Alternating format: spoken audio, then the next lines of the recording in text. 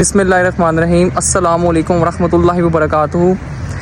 اسرائیل کا جو ایک ٹیررسٹ اسٹیٹ ہے اس کا دوحہ پر بزدلانہ حملہ، میں اس کو بزدلانہ حملہ اس لیے کہوں گا کیونکہ جو چھپ کے وار کرتا ہے وہ دلیر نہیں ہوتا، وہ بزدل آدمی ہوتا ہے، وہ بزدل اسٹیٹ ہوتی ہے جو کہ رات کے اندھیرے میں اٹیک کرے یا چھپ کر اٹیک کرے۔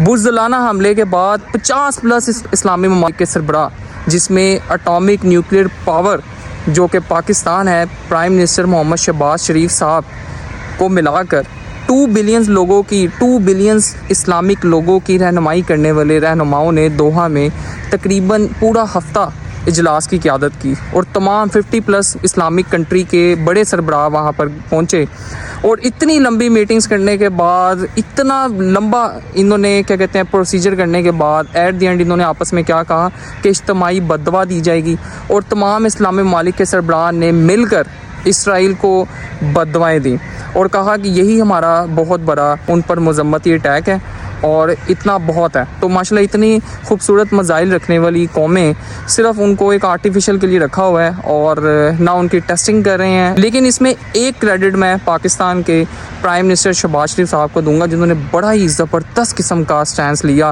اقوام متحدہ میں بھی اور دوحہ میں بھی انہوں نے بہت زبردست تقریر کی۔ لیکن اس کے علاوہ اگر ہم ایجپٹ کو دیکھیں یا جارڈن کو دیکھیں تو وہ تو اسرائیل کے ساتھ معاہدے کر رہے ہیں۔ ابھی اس سال کا ہی معاہدہ ایجپٹ نے اسرائیل کے ساتھ گیس پائپ لائن کا کیا ہے اور بلینز ڈالرز کا انہوں نے معاہدہ کیا ہے۔ دوسری طرف وہ اکٹھے بھی ہو رہے ہیں دوحہ میں، اور جو دوحہ پر ایک ٹیررسٹ اسٹیٹ اسرائیل کی طرف سے اسٹرائک کی گئی اس کی مذمت بھی کر رہے ہیں۔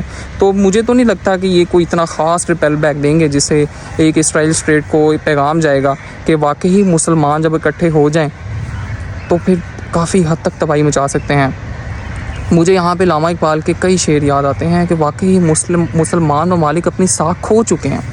وہ ساکھ جب ایک مسلمان ممالک کا ایک شخص تلوار اٹھاتا تھا پوری دنیا ہل جاتی تھی۔ یہی مسلمان ممالک کئی سالوں تک انہی یہودیوں اور ٹیررسٹ اسٹیٹ کے خلاف لڑتے تھے اور کامیاب ہوتے تھے، لیکن تب محب وطن بھی تھے اور دوسرا جذبہ ایمان تھا، اسلام کا جذبہ تھا، شہادتوں کی نیت تھی، شہادت کی اندر جذبہ جنون تھا۔